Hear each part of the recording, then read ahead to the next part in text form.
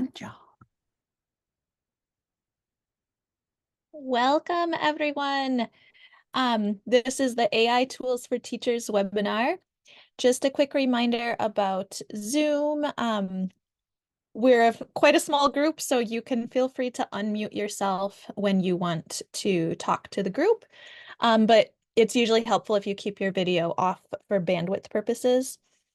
If you are having any technical problems whatsoever, please contact Jason in the chat. And it's nice to just find your chat and keep it open so you don't miss any comments and you can participate that way. We can keep going, Jill. Thanks. So we will just do some very brief introductions. And then I'm going to hand it over to the panelists. Jill, you can advance to the next slide. Yeah. And our panelists are going to talk to you about how they use ChatGPT and Magic School in their work. And then we will have just some informal playtime, sandbox time, time to experiment and see what you might be able to do with these tools. Then at the end, we'll briefly come back together, maybe share out some things that we tried, and then I'll share with you a few additional resources. So we can go to the next slide, Jill. Please, please, please feel free to ask us questions. We want to keep this very conversational. The teachers who are going to be presenting have a lot of experience and a lot of really great ideas, and we would love to hear from you as well. So you use the chat, and also you can just raise your hand and unmute yourself if you'd like to speak as well. All right, so I am Elizabeth Bennett. I work part-time at Literacy Minnesota as the statewide distance learning coordinator. And that team also works with technology and digital literacy integration for ABE. However, I like to say that's really just my side gig. My main job is teaching intermediate ELL classes at the Burnsville School for Adults, where I get to work with one of our panelists, Barbara. So I'm really happy to be here today and to be ready to listen to these panelists. You can go ahead, Jill. And then I'll just invite the panelists to briefly introduce themselves. Jill, you want to go first? Sure. Hi, my name is Jill Carlson. I work with AEOA at the Minnesota North College campus in Hibbing. I've been an instructor for about 23 years. Yeah, I think 24 years is at the end of this year. So been doing it for a little while.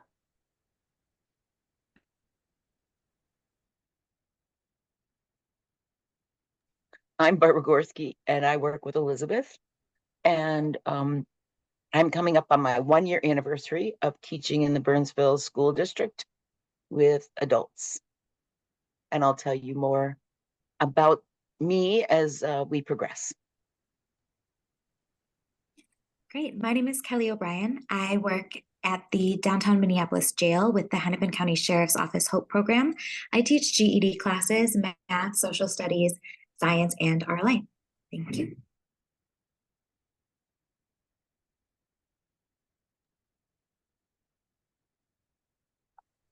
All right, so with that, we'll hand it over to Jill to talk about ChatGPT.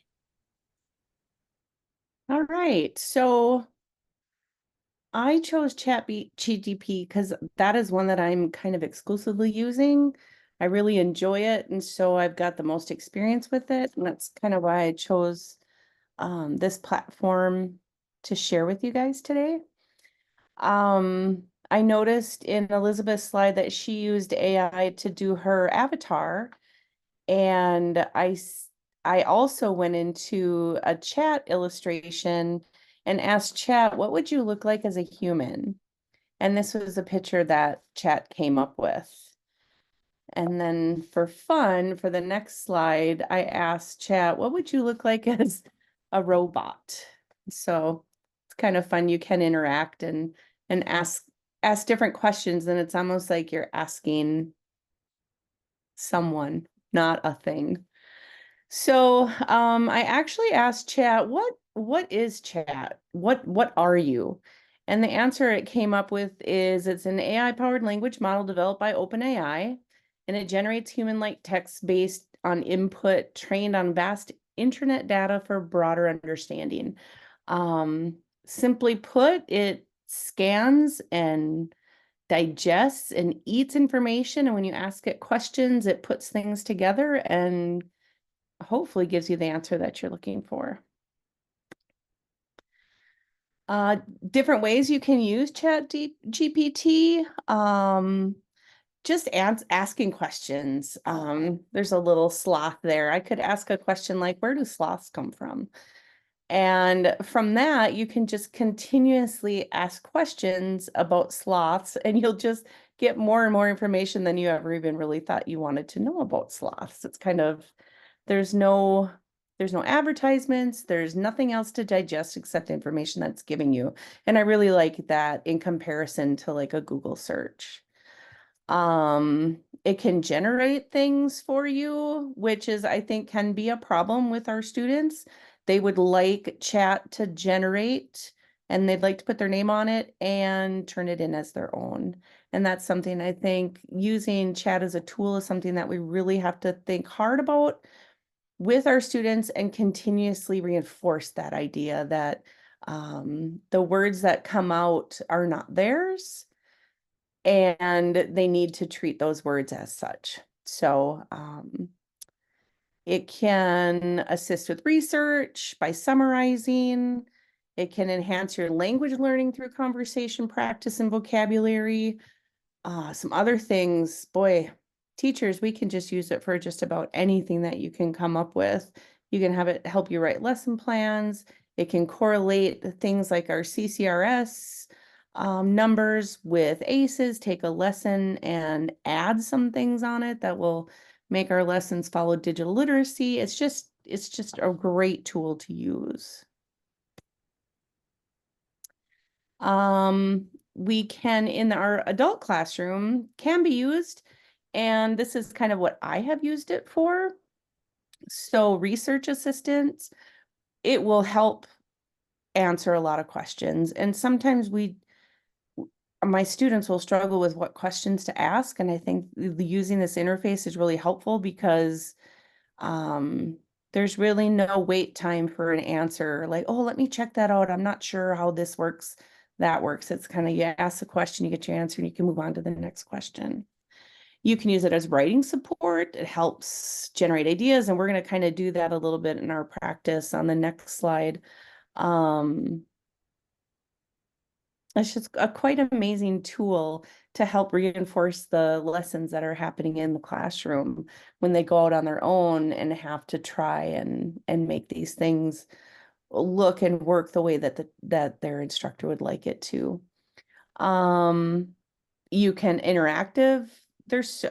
I don't use this as much yet, just because I think I'm not there yet in my learning of chat, but as my knowledge of it expands, the more I'm finding of different things I can do with it.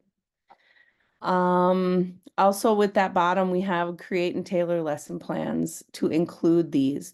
And I've gone so far as I have a math class that I teach, and I'm starting to where I know what I'm doing and I know it's making these correlations and I know that it's hitting the right spots.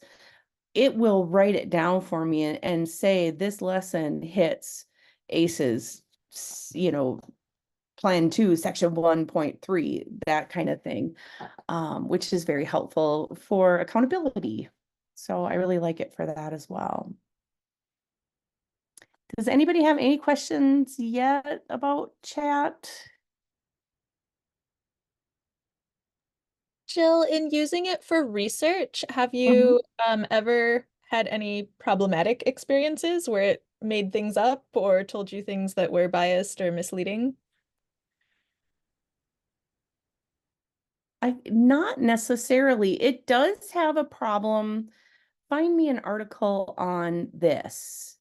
And it struggles with that. It'll tell you, I'm not here to do that type of thing. So that is kind of an interesting with the research using it for that. But I think I'm glad you brought that up, because we're doing in Comp 2 with some kids are writing an evaluative composition argument. And boy, I just didn't even know what that meant. I thought, wow, what, I don't even know what that means. So we went on to chat, and it just kind of like opened your eyes to the different things that would be involved in that type of argument. And then it led us to be able to find our research to support in that manner. So it might not have found the research that I wanted, but it helped us figure out how do we make this I think it was evaluative. Might be saying that word wrong. But so that, yeah, I haven't run into that, but I could see where you might be able to ask the right questions. And I'm sure if we typed in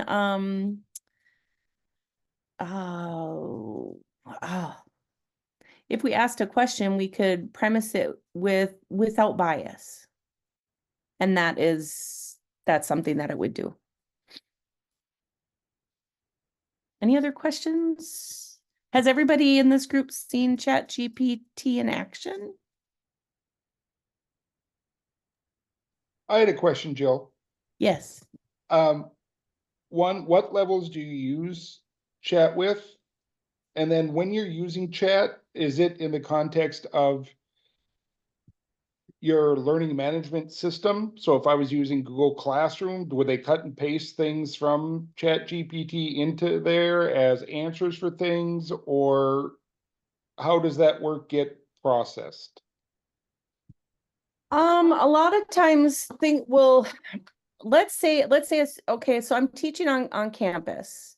I'm teaching on a college campus. So I have students that are working on typically a 2-year AA degree.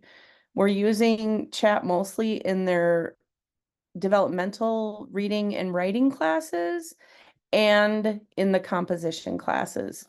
Some of the kids, because they knew about this before I did, and they were showing me things before I even knew what chat was.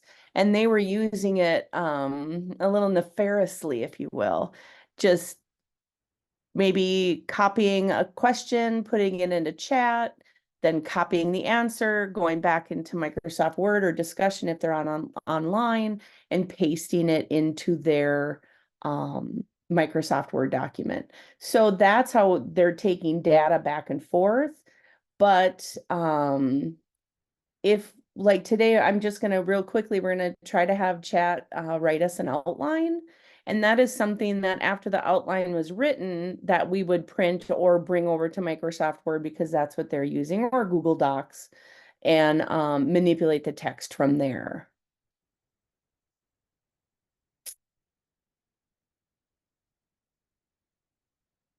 Did that help answer that question? Yeah, thank you, Jill. Do you want to, oh, Tracy says in the chat, so you don't use the same wording, but rather the student has to paraphrase? Maybe not even paraphrasing. We're trying not to use it as a writing, it's a tool, okay. We're trying not to use it as, we're trying to use, how do I say this? It's a tool where we can kind of jump from. So I wouldn't ask chat, write me a paragraph about the dangers of smoking cigarettes. If my topic was that, I wouldn't write that and then take it back, but I might say, what are some dangers of smoking cigarettes? Could you help me with an outline to write about the dangers of smoking cigarettes? And so then there might be some things that chat will spit at us, and then we'll look at those ideas and jump from those to the next, oh, it says here that children like to use cigarettes. And then, we could ask how many children use, tobacco products, or, and you just keep kind of building that data and that knowledge. And then when you go back to your paper, then you at least have something to kind of go from. If I really think that if just the way I was seeing it used when it was shown to me, if we model to take answers and put them in our documents and show them, you know, oh, this is how chat wrote it, then that might be encouraging them to just, like Tracy said, paraphrase. And I don't think paraphrase is what we want. We want organic ideas. We want, you know, we want things to come from them. They have to be able to use our language in writing for those courses. So we don't want to make it just a, you know, a cut, copy, paste type deal. Yeah, Marcy wrote in the chat, you can generate ideas just to start brainstorming. Yes. Yeah. I mean, and no lie, you can have it write the whole thing for you. I'm not saying that capability is not there. It completely and utterly is. But that's not only is it very apparent that something, you know, some machine wrote this or some intelligence wrote this when, you know, half the words are, you know, words that aren't used in conversation that people ever really think of.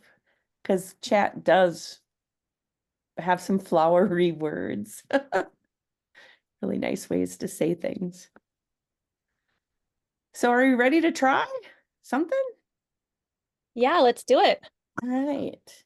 So let's have a student comes in, needs to help brainstorming for an argument essay.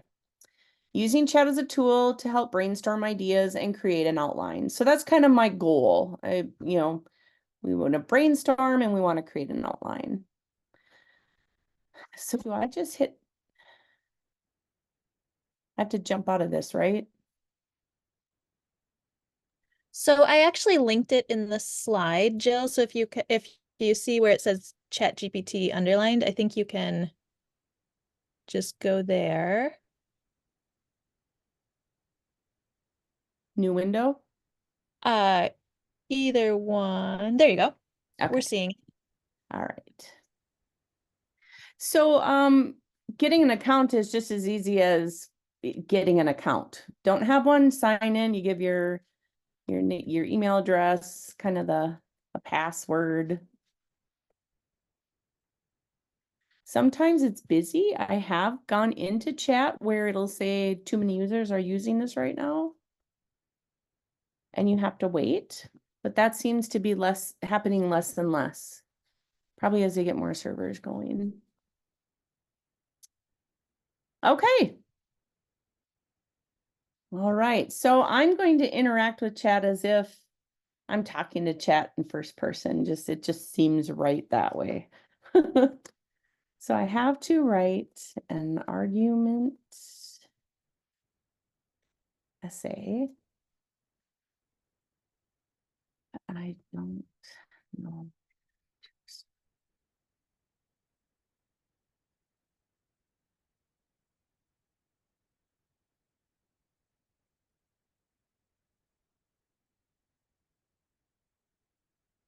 Okay, so now typically this is probably what the teacher has been going over, or what we have been going over, as this is how we're going to write our essay. But again, people get lost in the process. And so under number 1, it says choose a topic. So select a topic you feel passionate about that has enough depth to support an argument. So I might say, do you have any ideas for a good argument topic? I'm a college student living in northern Minnesota. I like sports and the outdoors. I think by doing that, then I'm kind of giving an idea of what kind of ideas to give me.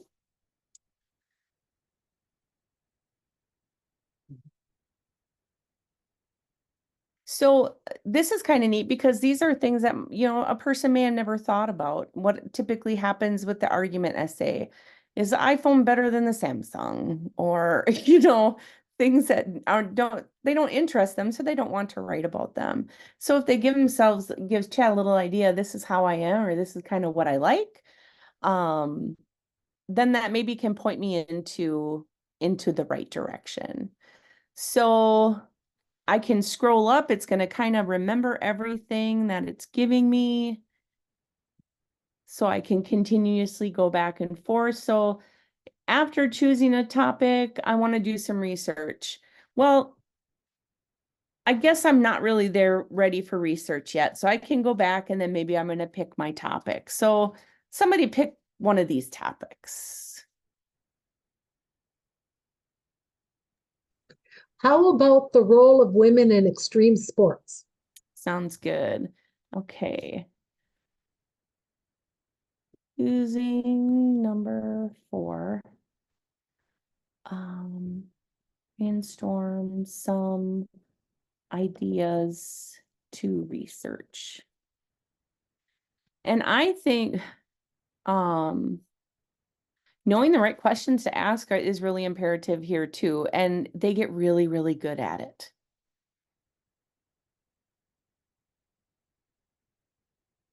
Oh, okay. So I have 10 different things. So let's say we have time to read this, right? I'm kind of going quickly because we don't have a lot of time. But let's say I picked number 1, number 3, and number 5 as what I wanted to write about. So I can say, can you think of a thesis statement that addresses number 1, 3, 5, and 6.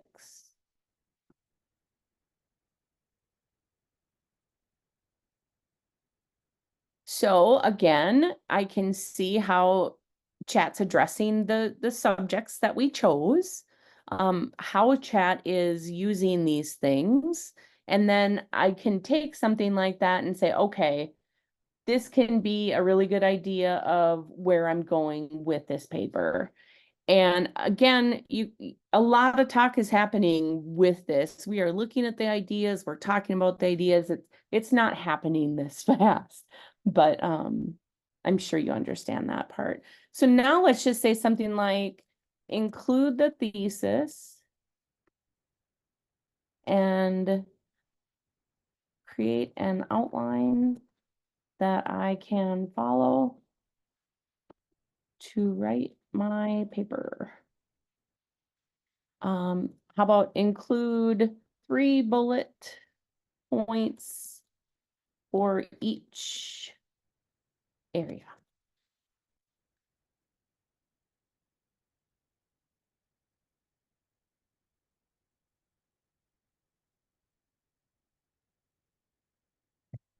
And that's really how easy it is to have chat help you write an outline. And another thing that I would say that I do quite often, just because of my students. So I have probably 50% of my students are Spanish speaking young men, and they don't have the best vocabulary yet. And so if I'm trying to read this evaluation of programs designed to encourage participation, something like that, they would just kind of have a little bit of a blankness because it's hard vocabulary. It's academic vocabulary is what they're going to give us. And as we're learning and we're getting this vocabulary, it is nice to be able to rewrite the outline for 10th grade understanding. And this will give us a little bit more that they're going to be able to understand and digest how this outline is working. And hopefully eventually we get to those great words and we're able to, you know, read something and just understand them all. But at first, that's, you know, the first couple of years that they're here, it's very difficult. So,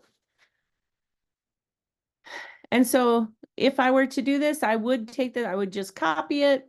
I can upload it up here, save it, open it in Word or Docs or whatever. And just kind of go from there. And that's about all I have about ChatGPT. So Jill, Yeah. you know, because you're on a college campus, are the instructors there becoming more in tune to ChatGPT? So when they have students are turning in work, there's, you know, our instructors seeing people or students who are maybe using ChatGPT more than they should?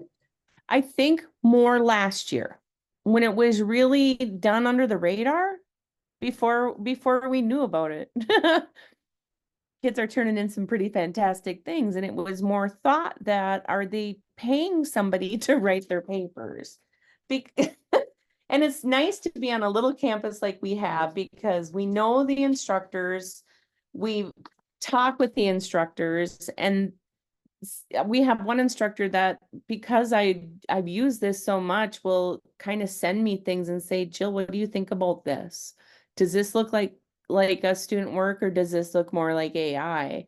And a lot of times you can highlight text from chat, from a paper, and pop it into chat and say, did you write this? And chat, it's not 100%. It's not a perfect system. Chat will say, yes, I did. I wrote this based on ideas you sent, or, you know, it will. And I believe Turnitin can find it as well. And a lot of instructors are starting to use that. So as this has progressed, the teachers are getting kind of some backup with some different types of plagiarism catchers and stuff like that. But especially if they don't speak in class because their English is so low, and they come up with a descriptive essay with 100% academic language, then the bells just go right, you know, they know.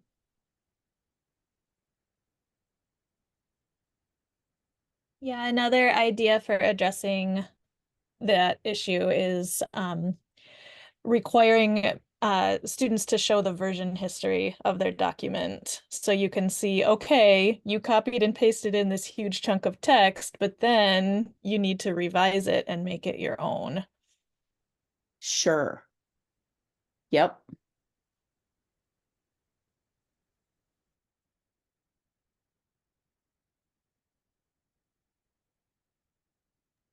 I like the idea though of so often with students, that starting point can be so difficult.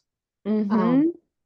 And that this kind of gives some ideas where you don't even necessarily have to use the topic that you've generated, but at least it gives them an idea of, you know, what to be looking for, and, you know, and how to do the outline, and what is a thesis statement, and, you know, all of those pieces. So I can see it being a valuable tool. Yes. It's also really fun too for like lesson planning when you put in, I have a visual learner that is struggling to learn XYZ. Can I have some suggestions? Just boom, boom, boom. Or I have two learners, one's a visual, one's an audio. How can I hit them both?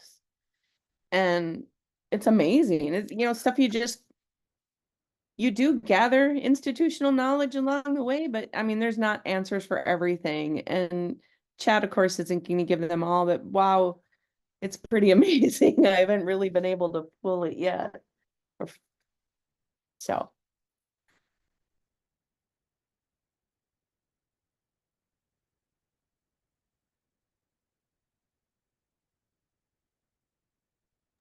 Well, thank you so much, Jill. Maybe we should move on to Barbara now so everybody gets enough time. But that was a really fun demonstration. Thank you. You know what? I can't see the slideshow now. I can share my screen if you'd like.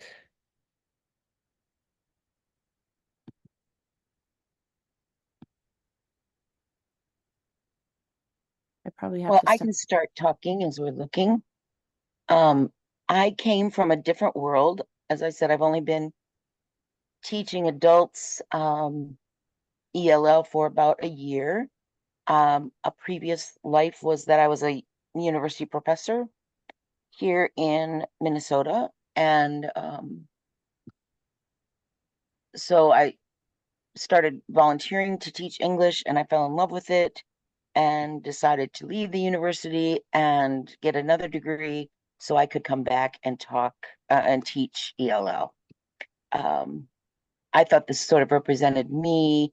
This creative liberation is what I found. I felt like I found with ChatGPT. And whoever's doing slides now, Elizabeth or Jill, if you'd be able to switch to the next one. So I was in culture shock coming from a university to public school. My best friend from college was a public school teacher, and after I had this culture shock, she has gone from being a public school teacher into now teaching at a university, and so we shared the shift back and forth. She went in after her first day of class and said, "Where do I turn in my attendance sheet?" And the department secretary just said, "What? Your attendance sheet?" Because we don't do things like that at a college. Um, so I was not there very long when I realized that I had to do all this record keeping that I'd just never done. And I came from a Microsoft background and we're in Google and Google Drive, and I was just going crazy. And I sat in a staff meeting where we were supposed to talk about our CCRS standards, whatever they were. And we were given, books, handout books, and told to go through them and find out what standards we were meeting. And I just thought, oh my God, how do I do this? I'm overwhelmed. But a few days before that, I had a friend talking about AI and what they could do on AI. So I'm sitting in our staff meeting and I just type in, what CCRS standard or level or whatever it was is met with blah, blah, blah. And just like you saw when Jill was doing this, I mean, the screen just blew up. I couldn't believe how much stuff there was. So I thought, okay, I always thought doing a Google search was just amazing. So maybe this AI thing can help me out. And I mentioned it later in our staff development meeting. And Elizabeth said, well, you need to be a little careful because sometimes it's not always accurate. And I was like, damn. But gave me something I could go check. So it made it much easier. And then if you'll go to the next slide, please.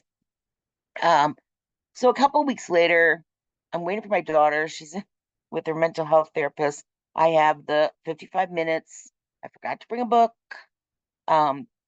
Waiting room, no magazines because we're still dealing with, the after effects of COVID. And I had played solitaire already. There was nothing else I could do. And I thought, oh, I have to go home tonight and write this dialogue for my students to do tomorrow in class. Now I teach a low, intermediate, high, beginner level. And I thought, I wonder, could this chat GPT thing do this for me? And so I typed it, I was on my phone and I typed it in. And if you'll go to the next slide then, please. I ask it to create a dialogue with two people talking about their work as a bus driver. Give each person 10 lines of dialogue, right at ELL high beginner level. Boom, press enter, or whatever it is you press on that, and phew, the screen fills up. So I had to do a little copying on my phone, and then I emailed it to myself. So then I could open that up as a document. And then I just started thinking of all the ways I could use this. So if you'll go to the next slide, and my mind just, I couldn't stop thinking ways to do it. I sort of, when I saw this picture, I felt like Thoroughly Modern Millie, which is a play. I just felt so with it. I'm a little older, and here I am using AI. I thought that was very cool.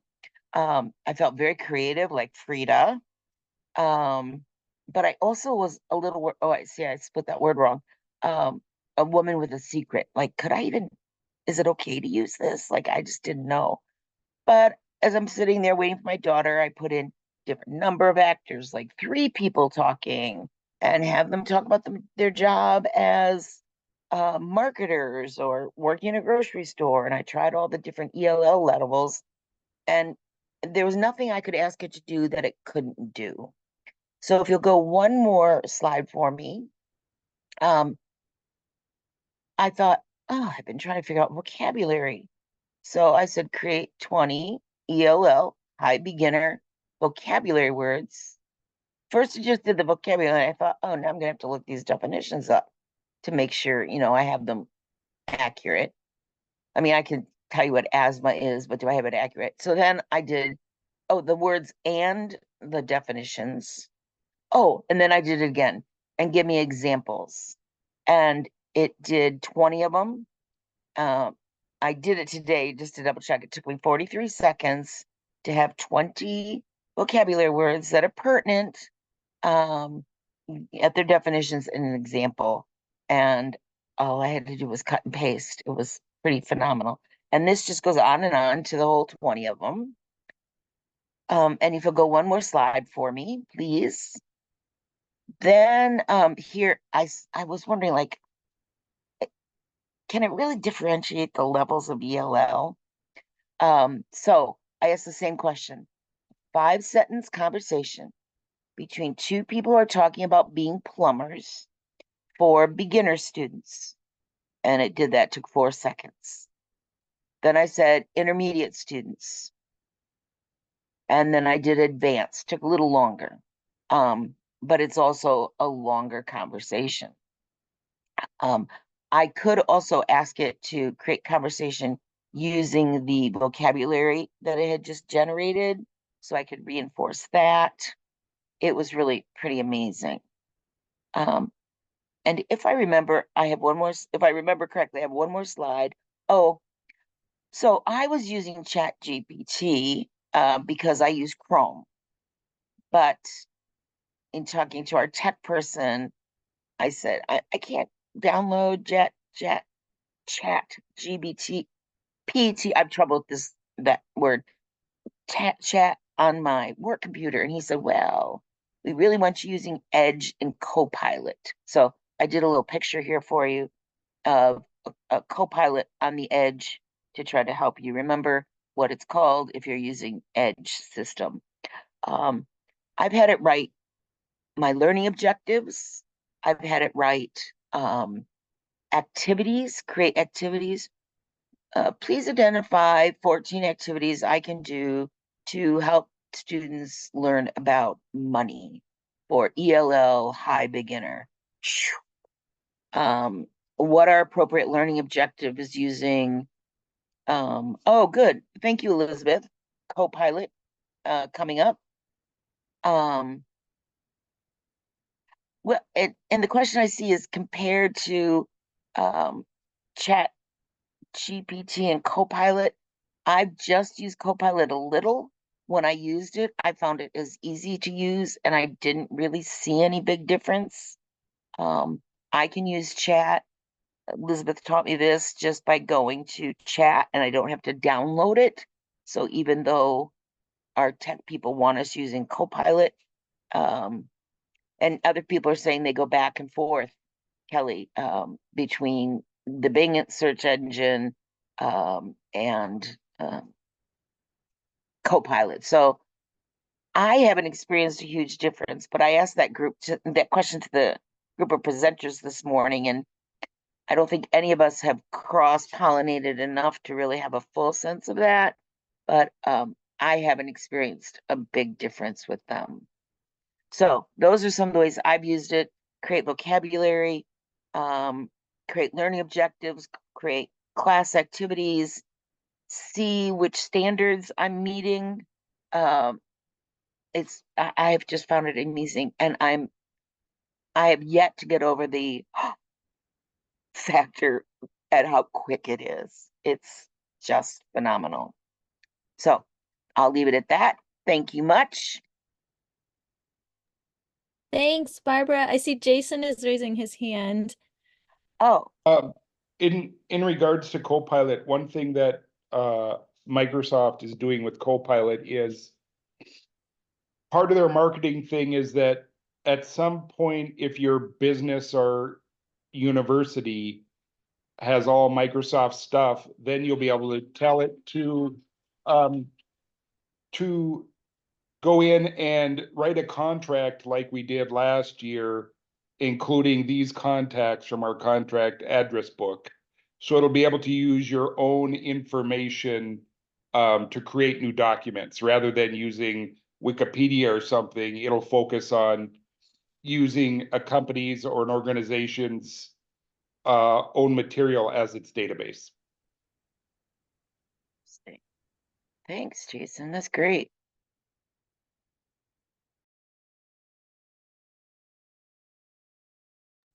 All right, we'll pass it over to Kelly now to talk about Magic School. Thanks, Elizabeth. Hi, everyone. My name is Kelly. Again, I teach at the Hennepin County Jail in downtown Minneapolis, and I use Magic School. I stumbled upon Magic School because ChatGPT had been blocked at the school I used to work at, and it's still blocked at the county where I work now. So I needed a different tool, and a coworker showed me this program that is just absolutely incredible. Elizabeth, could you advance the slide? Thank you. I love Magic School, first of all, because it was built by a teacher, Adil Khan. So he was a teacher for many years and knows what we are looking for when we're going into the world of AI. So built by a teacher who then became a tech giant, because Magic School is one of the fastest growing ed tech platforms right now in the industry. And this is really exciting for me because it was actually trained with the different state standards and nationwide standard sets in mind. So rather than just being an open source platform like ChatGPT or Copilot, it is specifically trained on learning models based in educational best practice. So I feel a lot more confident when I'm using the Magic School tool suite because I know that it has teachers' best interest at heart. With that, it means you can generate content specifically by a grade level. And obviously in adult ed, we don't have grade levels, but we usually know about what grade level equivalency our students are at in reading or math. So that makes it really nice to plug in, I need a 3rd grade level text, or I need a 5th grade level math problem. You can also put in the standard language directly, and it will pop out information based on standard or learning target or concept. So I'll show you some examples that I've used in the past with these 3 things. What I also love is that it's free. It has a freemium aspect. So if you pay a monthly fee, you get extra tools. I did have premium for 1 month, and I did not think it was worth it. Everything that I use every day and that I use is free. So just use the free version. And then 2 more things I really like about it is that I have a lot of anxiety when it comes to data privacy and data practices and technology. But using Magic School, I feel pretty secure because it complies with FERPA, COPPA, and SSPII acts. So I know that even if I slip up and put in a super specific reading profile of a student, or if I'm copy pasting some information in there and a student's name happens to be included, it will be protected and safe and not train the system further using my students' information. So FERPA is that Family Educational Rights and Privacy Act that we are all beheld to in adult ed. SSPI is the Safeguarding Sensitive Personal Identifying Information. And then COPPA is for children, but I figure if it complies with measures to protect children's information, it would be even better and even safer to protect their grown-ups' information too. And overall, Magic School is my #1 prep time saver. I use it every single day prepping my lessons, and I use it while I'm teaching in the classroom as well. Next slide. So I don't have time right now to go in and do a demo, but there will be time during the breakout sessions if you want to see what this looks like in action. But here's a screenshot when you first log into Magic School. So as you can see, there are a lot of tools on the screen, and there are 69 tools right now in the Magic School suite. almost all of them are free. You can sort them on the top. You can see by planning, content, questions, etc. So if you're not sure what you're looking for, you can just click on one of those hot buttons and all of the tools that are associated with it will show up. Or you can scroll and just browse. That's how I have found most of the tools I use, is just reading the title and thinking, that's really interesting. I wonder if that will help me. Because I don't know about you all, but I am always pressed for prep time. So I want everything possible to make my life easier. Let's go to the next slide. Thank you. I have 3 examples I wanted to show everyone of ways that I've actually used Magic School in my classroom. So here you can see in the upper right corner which Magic School tool I clicked on and used. In this case, it was math story word problems. And then on the left side, you can see what the screen looks like when you're inputting your information into the AI tool. So you can choose your grade level, like I mentioned before, how many questions you have, and then it's open boxes to fill in. I was pressed for time per usual, so I just quick typed in, I think maybe 7 words here. I wanted volume of a box, and I wanted it to be about local Minnesota. But if you had a little more time and you wanted to be a little more intentional with your planning, you could copy paste your CCRS standard right in there, and then it would, give you an associated standard based problem. But again, pressed for time, I just wanted a volume problem. So you can see then on the right, this is the problem that it came out. It was about Minnesota radishes. It's not perfect. I only used the first paragraph of this problem to write up on the board. And because then it got weird and started talking about cubic decimeters, and my class has not gotten into that yet. So skipped the last half, rewrote the question about meters that I'd been working in, but it saved me my brain space on having to think of a topic for a word problem. And it saved me time in having to come up with the numbers myself as well. So I've really liked being able to use the story problem tool for my warm-ups in class and get my students involved and ask them, what topics are you interested in? What do you want our problems about today? And we've done things like about the Beyonce concert, or about the Super Bowl, just something interesting to make the math feel a little more real. So it's been really fun, and it saves me so much time. So let's look at another one on the next slide. Oh, great question, Marcy. How to use it in math? The story problem tool is incredible. And there's also a tool that creates a spiral review. And that's also really fun because you can tell it to make it a mix of easy or difficult problems, straight numerical problems, or word problems. So there are 2 math tools in Magic School that I really like. There might be more, but those are the only 2 that I regularly use. So another thing that I use a lot is the YouTube video question generator. You can see the icon in the upper right corner. I use this to make note-taking guides when we're watching videos in class. I've been working a lot on different note-taking styles with my students, free writing notes, using a guide like this, maybe Cornell notes, and we're still trying to work out what works best for each of my students. But these have been fantastic. All you do is you click on the tool in Magic School. I copy paste my YouTube video link, and it does the rest. I tell it how many questions I want to. So I think there's 3 things I do: copy paste, tell how many questions, and that's it. It also tells you what exact second the answer is given in the video. You can see on my screen right now that I did not include the timestamps because I wanted my students to pay attention to the whole video and not just those, time-stamped parts. And I also often slow down my YouTube videos for accessibility. So the timestamps, if you're at a 0.9 or a 0.8 speed, they're not going to line up exactly. But anyway, sorry, a little tangent. But this is a real example of a student using the note-taking guide.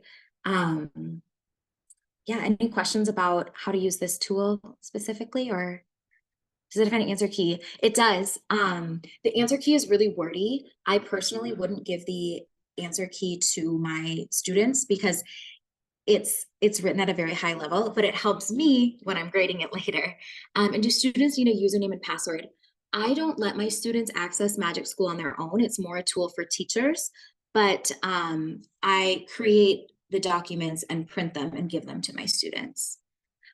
But that being said, Magic School is free for anybody. You don't need an EDU account and you don't need a school email. I use my personal Gmail. to make my account. It didn't make me verify my identity. Let's go to the next slide. The final thing I wanted to show you today is another thing that I struggle with in my prep time is scaffolding. So in my situation, I teach in a one-room schoolhouse style where I have adults who some of my adults are at a first or second grade reading level. And then I also have adults who have some college credit. So it's really, really vast all in one room. And so it's really important for me to make my text a little bit more accessible and have scaffolds. One way that has saved me a lot of time to do this, instead of hand chunking and reading and writing and finding vocab definitions for every single reading I do, is copy and pasting it right into Magic School. So I take a text, and in the example here, you can see it's an excerpt from just a nonfiction book that I had myself. So I take that text and I chunk it, usually about a paragraph or two per page. Copy paste that, put it into the text dependent questions tool in Magic School. I say what grade level I want it to be adjusted to and how many questions I want. 5 seconds later, here are the questions. I do the same thing with the vocab list generator. It's a second tool in Magic School. I copy paste my chunk of text and I say what grade level, how many vocab words I want, and out pop the most important vocabulary words in that text that they think someone who is at that grade level that I selected would struggle with. In this specific situation, I made them as footnotes, as you can see, but it could very easily also be used just as a vocab guide, as a pre-reading activity as well. I think there are other tools in Magic School that might make this easier. There's one that's specifically called scaffolding or scaffolding help, but I haven't had enough time to explore it fully. So I use my 2 tools instead of one. But I just wanted to share these 3 examples because there are 3 ways that I save a ton of time and have had a really good time using this program. Let's go to the next slide. All right, so my question for you guys is, what takes up your time? Are there things that are blocks for you in your prep that you wish that you didn't have to spend so much time doing? And let's see if we can find a tool in Magic School to help you save a little bit of time. So we can either talk about that now, or I'll pass it off to Elizabeth and we can move on to the breakout rooms.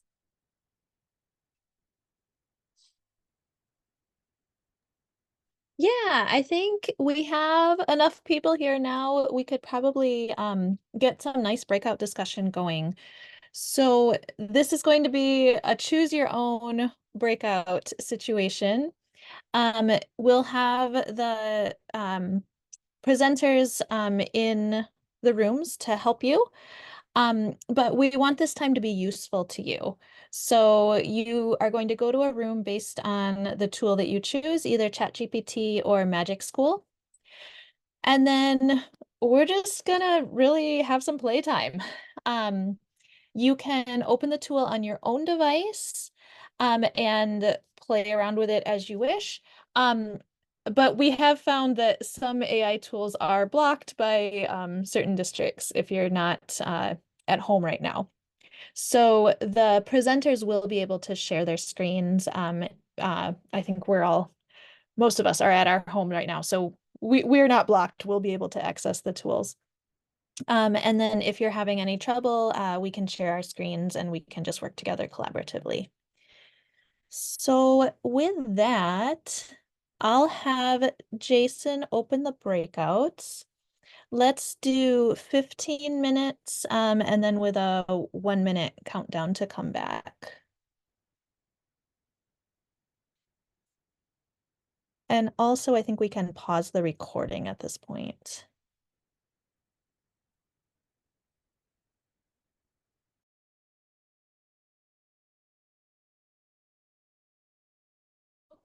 There's my mute. Okay, welcome back, everyone. I hope you had fun in your breakouts. I certainly had fun in mine.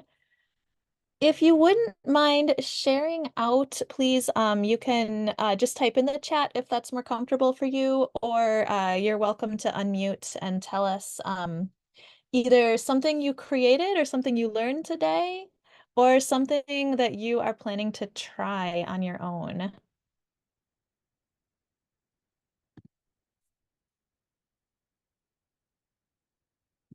Yes, Kelly mentions in Magic School there is a thank you note generator. So I found that very helpful for writing some thank you notes to my classroom volunteers. Well, and after hearing about Magic, I'm going to keep saying Magic Bus, the magical program, whatever that is. I really wanted to go over to that breakout room, but I thought, well, I'm supposed to be over in my own session. So I'm really looking forward to using that one, to trying that out. Mhm.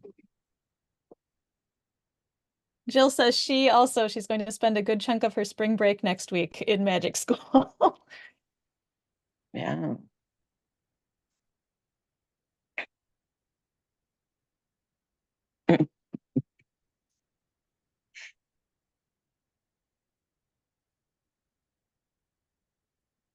Mallory says, I'm excited to try and find some ways to incorporate ChatGPT into analyzing primary source civil rights photographs with my students next week. Okay.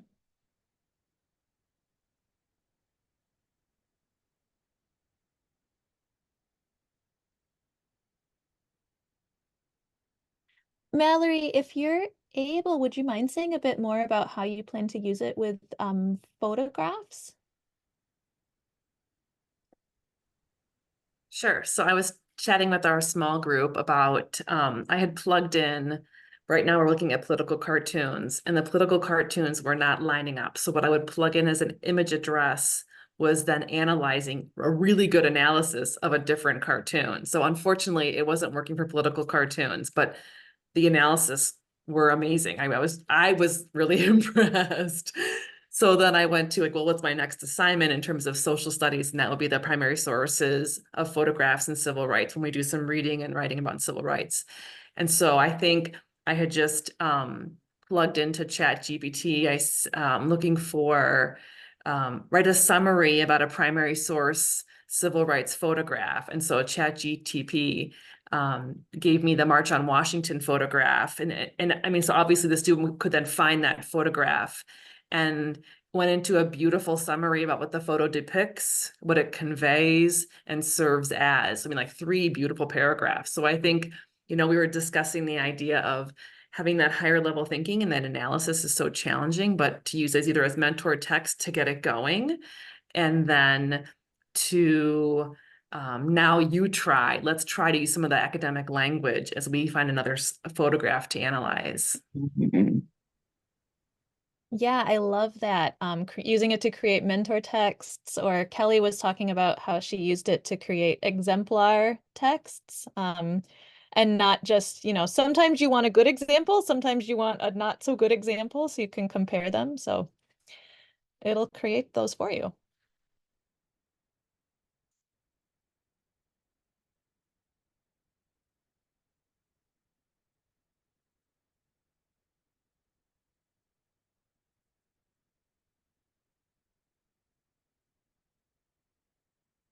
If there's anything else you'd like to share, you're still welcome to use the chat. But I will just go one more slide and share with you a few more resources and opportunities to learn more. If you are in the metro area, tomorrow we are having our Metro Regional meeting in person, and Kelly will be presenting an entire 90-minute session all about Magic School. So I hope to see maybe some of you there tomorrow. Coming up on March 12th, there's going to be another webinar. This one all about Copilot, the Microsoft chat assistant. There was an article in the Minnesota ABE Connect newsletter published on Tuesday, talking some more about using AI tools for teachers. So not so much teaching students how to use them, but using them yourself as a teacher to support you and to kind of just be your personal assistant. I'll put those links in the chat here. So there's a link to the webinar registration and to the newsletter article. I'll also share with you a handout with a few more resources addressing both using AI yourself as a teacher and teaching about it with learners. And finally, please remember, if you are in Minnesota, the Distance Learning and Technology Help Desk is always here to support you at any time. Send us an email. And Jason or I or another friendly person from the team will do our best to get back to you, and we can answer questions, obviously, about distance learning platforms, but also we would love to talk with you more about AI and how you're using it.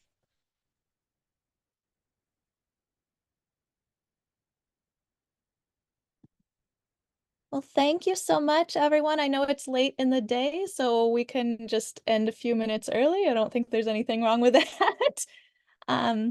Thanks again for coming. We'll stay on for a few more minutes if you want to chat about anything else, but otherwise, have a wonderful evening.